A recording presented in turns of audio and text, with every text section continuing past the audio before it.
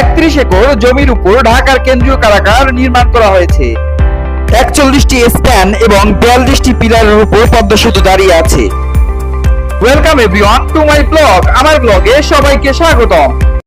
আলহামদুলিল্লাহ, আজকে রওনা হলাম পদ্মা সেতুর উদ্দেশ্যে। নির্দিষ্ট গন্তব্যে পৌঁছানোর জন্য সর্বপ্রথম পাড়ি দিতে হবে গুলিস্তান এবং যাত্রাবাড়ি ফ্লাইওভার। 2013 সালের অক্টোবর মাসের 11 তারিখ যাত্রাবাড়ি ফ্লাইওভারটি উদ্বোধন করা হয়।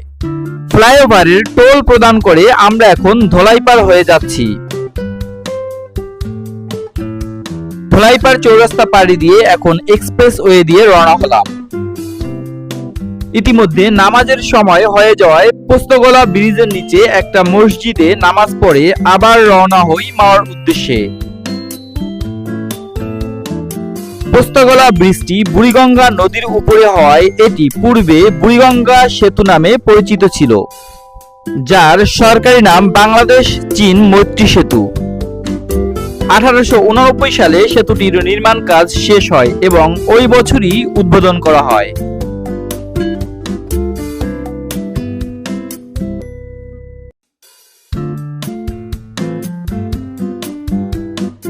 পোস্তগোলা ব্রিজ পার হয়ে ইকুরিয়ার উপর দিয়ে আমরা যাচ্ছি। সামনে ডান দিকে বাবুবাজার ব্রিজ।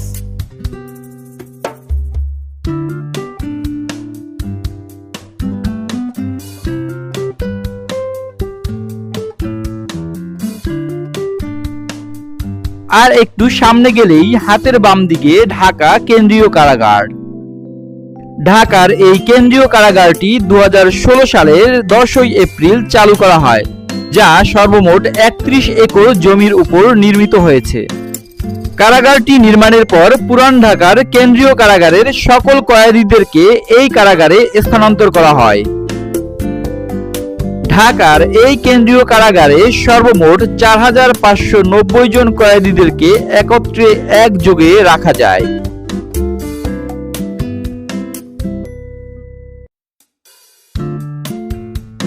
আমরা এখন জাতির পিতা হযরত ইব্রাহিম আলাইহিস সালাম এক্সপ্রেসওয়ে দিয়ে যাচ্ছি। আর একটু সামনেই জাতির পিতা হযরত ইব্রাহিম আলাইহিস সালাম এর এক্সপ্রেসওয়ের টোল কাউন্টার।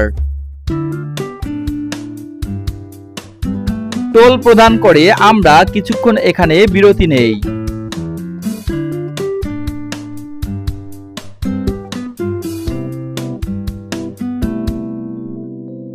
বিরতি শেষে আমরা আবার রওনা হই আমাদের নির্দিষ্ট গন্তব্যে পদ্মা সেতুর উদ্দেশ্যে।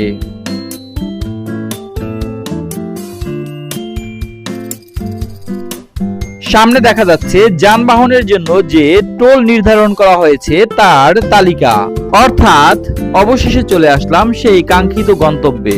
কিন্তু আমরা পদ্মা সেতুর উপরে না গিয়ে আমরা চলে যাব ভিউ পয়েন্টে। হাতের বাম দিক দিয়ে থানার পাশ দিয়ে আমরা চলে যাব পদ্মা সেতুর ভিউ পয়েন্টের দিকে। আর অল্প কিছুক্ষণের মধ্যেই আমরা পৌঁছে যাব আমাদের সেই কাঙ্ক্ষিত লক্ষ্যে। ঐতিহাসিক এই পদ্মা সেতুর ইতিহাস অনেক জটিল। পদ্মা সেতু 2022 সালের 25 জুন উদ্বোধন করা হয়, যা সম্পূর্ণ নিজস্ব অর্থায়নে নির্মাণ করা হয়।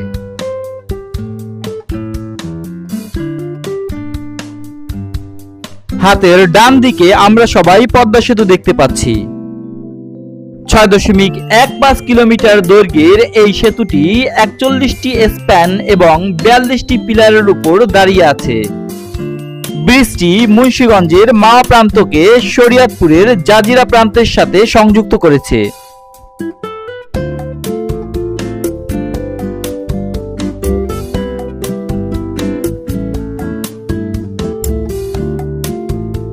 অবশেষে চলে আসলাম আমরা মুন্সিগঞ্জের মাওয়া চৌরাস্তায়। প্রথমে আমরা যাব মাওয়া চৌরাস্তা থেকে হাতের ডান দিকে, কারণ হাতের ডান দিক থেকেই ভিউ পয়েন্ট অনেক সুন্দরভাবে দেখা যায়।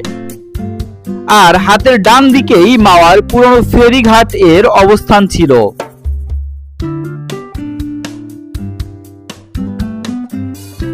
এখন যেই জায়গাটি দেখতে পাচ্ছেন, এখানে একসময় অনেক খাবারের হোটেল এবং রেস্টুরেন্ট ছিল।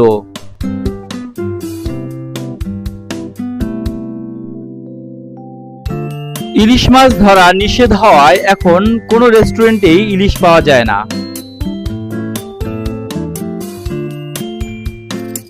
আর একটু সামনে গেলেই হাতের বাম পাশে প্রথম ভিউ পয়েন্ট।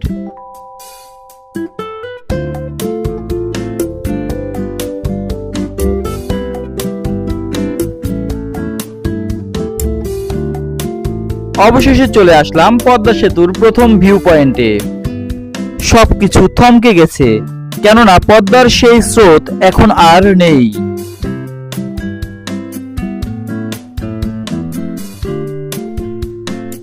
পদ্মার পাড়ে এখন কাশফুলের সমারোহ। এটা হলো মাছের বাজার, পুরান ফেরিঘাটের ঐতিহ্যবাহী মাছের বাজার, যেখানে সবাই ইলিশ মাছ কিনতে আসে। দ্বিতীয় ভিউ পয়েন্টে ঢোকার শুরুতেই দেখতে পেলাম একটা বাচ্চা ছেলে সানগ্লাস নিয়ে বসে আছে। আমাদের জন্য এক ভাই আচার আর এক ভাই ফুচকা নিয়ে বসে আছে। এখানে বাচ্চাদের হরেক রকমের খেলনা পাওয়া যায়, পাশাপাশি ঘর সাজানোর জন্য শোপিসও পাওয়া যায়। সামনে সবার পছন্দের সুস্বাদু আলুর চিপস তৈরি হচ্ছে। এখন দেখতে পাচ্ছেন সবচাইতে সেরা ভিউ পয়েন্ট। এখান থেকে পদ্মা সেতু একেবারে ক্রিস্টাল ক্লিয়ার দেখা যায়। চারদিকে কাশফুলের সৌন্দর্যের সমাহার। ভিডিওটি ভালো লাগলে লাইক করুন, কমেন্টস করুন এবং সাবস্ক্রাইব করে পাশে থাকুন। ভিডিওটি শেষ পর্যন্ত দেখার জন্য সবাইকে ধন্যবাদ। আজকের মতো এখানেই বিদায় নিচ্ছি। আল্লাহ হাফেজ।